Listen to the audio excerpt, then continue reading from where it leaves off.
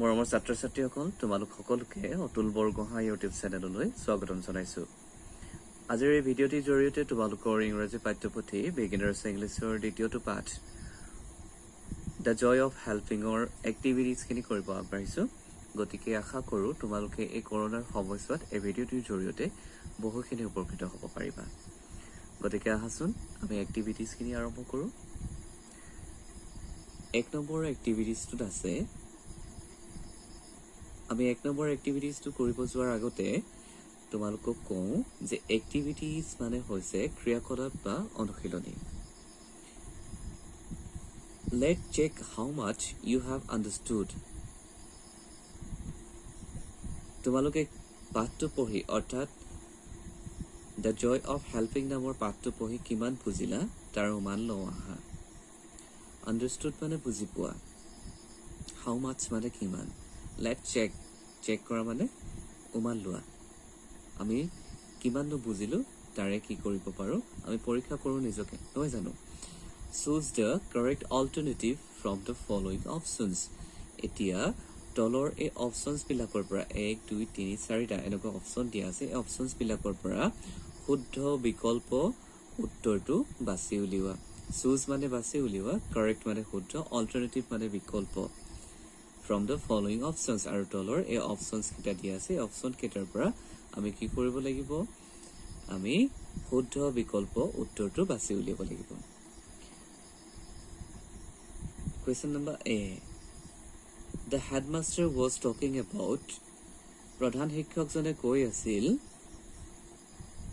Option A flood damage, option 2 soil erosion, option 3 earthquake disasters, option 4 deforestation.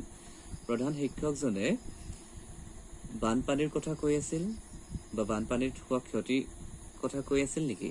নাই কোৱা, নহয় জানো। ছইল ইৰ'শ্যন গৰাখহনীয়াৰ কথাও কোৱা নাছিল। ডিফৰেষ্টেশ্যন বনাঞ্চল ধ্বংস হোৱাৰ কাৰণৰ বিষয়েও কৈ থোৱা নাছিল বা বনাঞ্চল ধ্বংসৰ ফলত কি কি অসুবিধাৰ সৃষ্টি হ'ব সেইবিলাক কৈ থকা নাছিল। আমাৰ কি বুলি কৈছিল, আৰ্থকুৱেক ডিজাষ্টাৰ বিষয়ে, ভূমিকম্পৰ দুৰ্যোগৰ বিষয়ে কৈ আছিল, নহয় জানো। ভূমিকম্পৰ বিষয়ে কৈ আছিল, ভূমিকম্পৰ ফলত কি কি ক্ষতি সাধন হৈছিল তাৰ বিষয়ে কৈ আছিল। গতিকে আমাৰ শুদ্ধ উত্তৰটো হ'ব অপশ্যন নম্বৰ 3। অপশ্যন নম্বৰ 3 আমাৰ কি হ'ব, শুদ্ধ উত্তৰ হ'ব। Question number B, the headmaster sought contributions from teachers and students.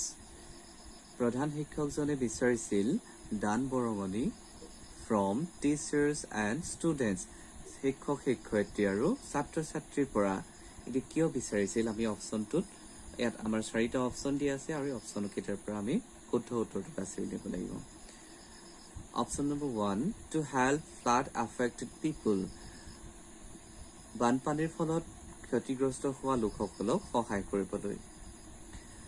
Option number 2, to organise a function at school. বিদ্যালয়ত এটি অনুষ্ঠান আয়োজন কৰিবলৈ।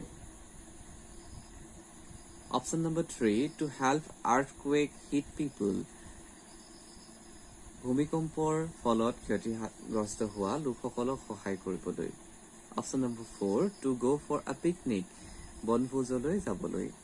গতিকে আমাৰ ইয়াত শুদ্ধ উত্তৰটো হ'ব, যিহেতু আমাৰ যিজন প্ৰধান শিক্ষক আছিল আমাৰ পাঠটোত, প্ৰধান শিক্ষকজনে শিক্ষক শিক্ষয়িত্ৰী আৰু ছাত্ৰ ছাত্ৰীৰ পৰা দান বৰঙণি ভূমিকম্পৰ ফলত ক্ষতিগ্ৰস্ত হোৱা লোকসকলক সহায় কৰিবৰ বাবে বিচাৰিছিল। গতিকে অপশ্যন নম্বৰ 3 আমাৰ শুদ্ধ উত্তৰ। Question number C, Raju thought of কণ্ট্ৰিবিউটিং।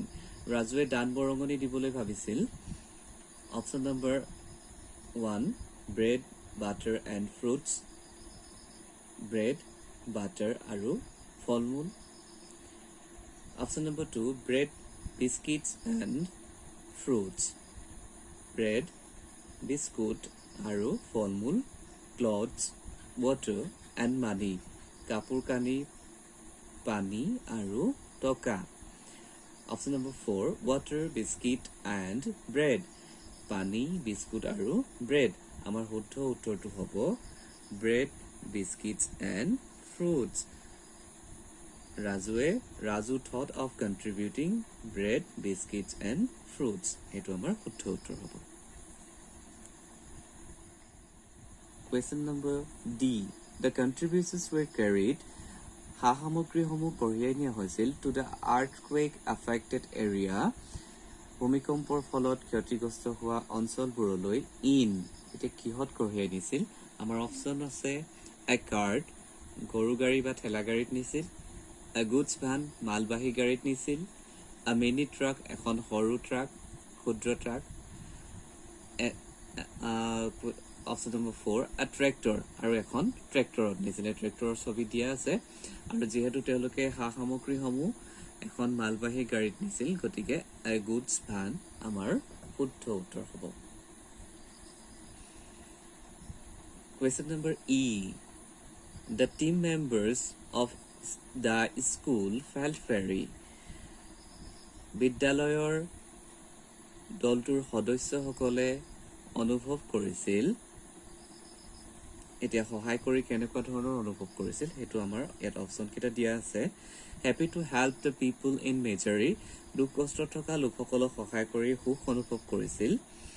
Funny at the helping people in misery, দুখ কষ্ট থকা লোকসকলক সহায় কৰি তেওঁলোকে খুব হাঁহি ফূৰ্তি কৰিছিল বা ধেমালি কৰিছিল। Sad to help people in misery, দুখ কষ্ট থকা লোকসকলক সহায় কৰি খুব দুখ অনুভৱ কৰিছিল। Worried about helping the people in misery, আৰু দুখ কষ্টত থকা লোকসকলক সহায় কৰি খুব চিন্তিত হৈ পৰিছিল। এতিয়া আমাৰ শুদ্ধ উত্তৰটো হ'ব, তেওঁলোকে যিহেতু খুব সুখ অনুভৱ কৰিছিল, গতিকে আমাৰ option number 1 will be the correct answer। গতিকে এইটো আমাৰ শুদ্ধ উত্তৰ। The team members of the school felt very happy to help the people in misery। এতিয়া আমি আহিছো question number F লৈ। When we help someone, আমি যেতিয়া কাৰোবাক সহায় কৰো, we always feel, আমি কেনেকুৱা ধৰণৰ সহায় আমি অনুভৱ কৰো? অপশ্যন নম্বৰ 1 miserable, আমি দুখ অনুভৱ কৰো, আমি খুব কষ্ট পাওঁ। অপশ্যন নম্বৰ 2 happy, আমি সুখ অনুভৱ কৰো। অপশ্যন নম্বৰ 3 আমি sad, এতিয়া খুব দুখ পাওঁ, মনত অত্যন্ত গভীৰ দুখ পাওঁ। অপশ্যন নম্বৰ 4 funny, আমি খুব ধেমালি কৰোঁ, খুব ফূৰ্তি কৰোঁ। তেনেকুৱা আমি এতিয়া লোকক সহায় কৰিলে আমাৰ কেনেকুৱা লাগে? আমি যেতিয়া আমাৰ বন্ধু বান্ধৱী বা কাৰোবাক আমি সহায় কৰোঁ, বিপদত পৰি থকা কাৰোবাক সহায় কৰোঁ, তেনেহ'লে মনত খুব ভাল লাগে নহয় জানো? আমি সুখ অনুভৱ কৰোঁ। গতিকে আমাৰ option number 2 will be our correct answer। এতিয়া আমি আগবাঢ়িছোঁ question number 2 লৈ। Arrange the following sentences as it happened in the lesson। আমি লেচনটোত থকা পাঠটোত থকা অনুসৰি এই বাক্যসমূহ, তলৰ বাক্যসমূহ কি কৰিব লাগিব? আমি ক্ৰম অনুসাৰে সজাব লাগিব। আৰু তোমালোকৰ এই প্ৰশ্নটোৰ উত্তৰ মই এখন বহীত লিখি দিছোঁ, গতিকে মই তোমালোকক এই লিখি দিয়া প্ৰশ্নটো দেখাব বিচাৰিছোঁ। ক্ৰম অনুসাৰে সজালে 2 নম্বৰ প্ৰশ্নটোৰ উত্তৰত বাক্যকেইটিক এনেদৰে আমি লিখিব লাগিব। 1 নম্বৰ স্থানত আহিব sentence number 3, 3 নম্বৰ বাক্যটো আমি 1 নম্বৰ স্থানত লিখিব লাগিব, অৰ্থাৎ people have lost their homes and belongings, এই বাক্যটো আমি 1 নম্বৰত লিখিব লাগিব, কাৰণ আমাৰ পাঠটোত এনেদৰে আছে, আমি এইটো প্ৰথমত পাইছোঁ। 2 নম্বৰত আহিব 1 নম্বৰ বাক্যটো, অৰ্থাৎ আমাৰ প্ৰশ্নটোত যিটো 1 নম্বৰ বাক্য আছিল সেইটো আমি 2 নম্বৰত লিখিব লাগিব উত্তৰত। Tomorrow after morning assembly we will collect your contributions, এই বাক্যটো আমাৰ 2 নম্বৰত হ'ব। 3 নম্বৰত আমি 4 নম্বৰ বাক্যটো লিখিব লাগিব, অৰ্থাৎ প্ৰশ্নটোত থকা 4 নম্বৰ বাক্যটো আমি উত্তৰত 3 নম্বৰত লিখিব লাগিব। During the lunch break, Nita, Gita and Raju were discussing their contributions। 4 নম্বৰত আমি প্ৰশ্নটোত থকা 5 নম্বৰ বাক্যটো আমি লিখিব লাগিব। The goods van and a team of volunteers including Raju and Rita then left for their destination, এই বাক্যটো আমি 4 নম্বৰত লিখিব লাগিব। আৰু 5 নম্বৰত লিখিব লাগিব আমি প্ৰশ্নত থকা 2 নম্বৰ বাক্যটো। The team members felt very happy to have helped the people in distress. এনেদৰে আমি লিখিব লাগিব। তোমালোকে উত্তৰটো এই গোটেই বাক্য কিহাৰি নিলিখি এনেদৰেও তোমালোকে উত্তৰটো লিখিব পাৰা। এনেদৰেও তোমালোকে লিখিব পাৰা।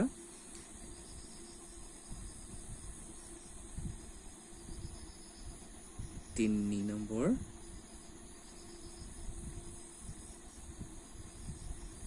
এক নম্বৰ,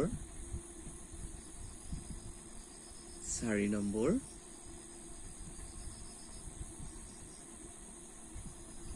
5 নম্বৰ আৰু ইয়াত 2 নম্বৰ। এনেদৰে তোমালোকে উত্তৰটো ক্ৰম অনুসাৰে লিখিব পাৰা। এতিয়া আমি আহিছো 3 নম্বৰ এক্টিভিটিছলৈ।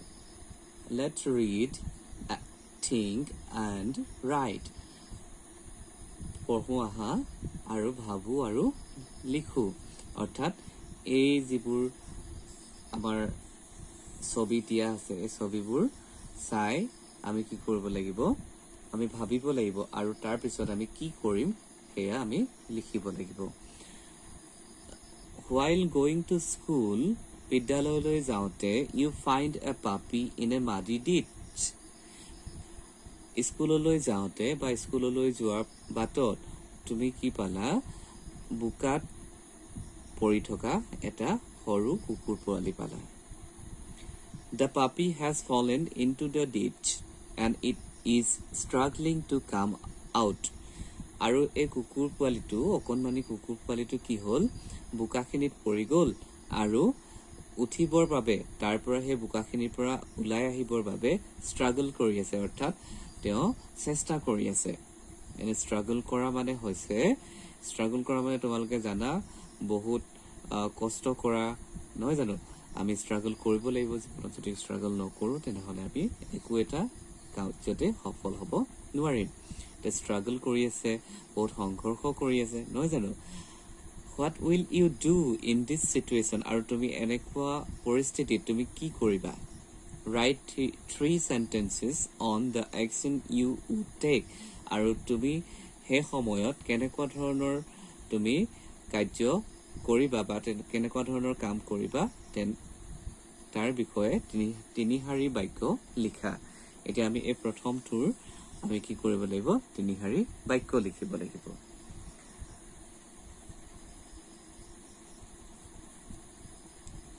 আৰু বি নম্বৰ কুৱেশ্যনটোত আছে, one of your friends gets injured in a friendly football match at your school. তোমালোকৰ বিদ্যালয়ৰ এখন প্ৰীতি ফুটবল খেলত কি হ'ল, তোমাৰ এজন বন্ধুৱে দুখ পালে। Write 3 sentences on how you will help him. আৰু তুমি 3টা বাক্য লিখা, তুমি কেনেদৰে তেওঁক সহায় কৰিবা। গতিকে ইয়াত ছবি দিয়া আছে, তোমালোকে দেখিছা। এই সৰু কুকুৰ পোৱালিটো কি হ'ল, এই বোকাত পৰি গ'ল, লেতেৰা আৱৰ্জনাময় ঠাইখনত পৰি গ'ল আৰু উঠিব পৰা নাই। গতিকে তুমি কেনেদৰে সহায় কৰিবা তাৰ ওপৰত তুমি 3টা বাক্য লিখিব লাগিব। আৰু তোমাৰ এজন বন্ধু ফুটবল খেলত দুখ পালে, গতিকে তুমি কেনেদৰে সহায় কৰিবা সেই বিষয়ে তোমালোকে 3টা বাক্য লিখিব লাগিব। আৰু মই বাক্য 3টা লিখি দিছোঁ। আৰু ইয়াৰ মানে এইটো নহয় যে মই লিখি দিয়া বাক্যকেইটাই তোমালোকে লিখিব লাগিব, তোমালোকে বেলেগ ধৰণৰ বাক্যও তোমালোকে বনাব পাৰিবা। 3A কুৱেশ্যনটোৰ আনচাৰটো এনেদৰে হ'ব। তুমি যেতিয়া কুকুৰ পোৱালিটো দেখিবা তেতিয়া কি কৰিবা, I will help the puppy to come out from the muddy ditch. মই কি কৰিম, সেই লেতেৰা আৱৰ্জনাৰ পৰা কুকুৰ পোৱালিটো বাহিৰলৈ ওলাই আহিবৰ বাবে সহায় কৰিম। Then I will wash the mud with water from its body. তাৰপিছত ইয়াৰ গাত লাগি থকা বোকাখিনি মই কি কৰিম, পানীৰে ধুই দিম, চাফা কৰি দিম। 3 নম্বৰতে কি কৰিম, after that, তাৰ পাছত I will feed the puppy from my tiffin box. তাৰপিছত মই কি কৰিম, এই যিটো সৰু কুকুৰ পোৱালি থাকিব, কুকুৰ পোৱালিটোক মই মোৰ টিফিন বক্সৰ পৰা কিবা এটা খাবলৈ দিম, and take it to my home. আৰু তাৰপিছত মই মোৰ ঘৰলৈ লৈ যাম। আমাৰ 3A নম্বৰ কুৱেশ্যনটোৰ আনচাৰ আমি এনেদৰে লিখিব লাগিব আৰু তোমালোকে যদি লিখাত অসুবিধা পোৱা তেনেহ'লে ভিডিঅ'টো পজ কৰি ল'বা আৰু তোমালোকে সুন্দৰকৈ লিখিব পাৰিবা এতিয়া আমি আহিছো 3B নম্বৰ কুৱেশ্যনটোৰ আনচাৰলৈ অৰ্থাৎ তোমালোকৰ লগৰ এজন যদি কেনেবাকে ফুটবল খেলত দুখ পায় তেনেহ'লে তুমি কেনেদৰে সহায় কৰিবা তাৰ ওপৰত তিনিটা বাক্য লিখিবলৈ কৈছে প্ৰথমটো বাক্য হ'ব at first I will tell my friend to relax and keep patience প্ৰথমতে মই কি কৰিম মই মোৰ বন্ধুজনক অলপ জিৰণি ল'বৰ বাবে কম আৰু ধৈৰ্য ধৰিবলৈ কম secondly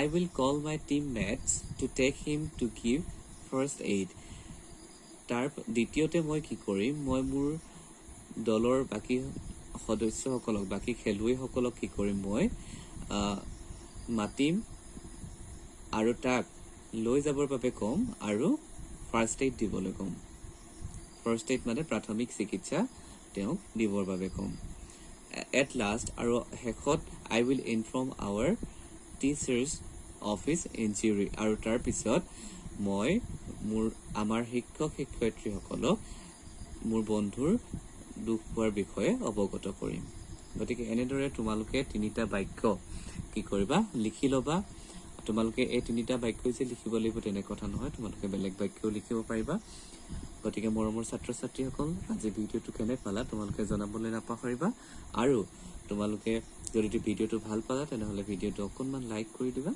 আৰু তোমালোকৰ বন্ধু বান্ধৱৰ মাজত ভিডিঅ'টো শ্বেয়াৰ কৰি দিবা যাতে তেওঁলোকেও এই পাঠটোৰ আলোচনাৰ পৰা অলপ হ'লেও কিবা এটা শিকিব পাৰে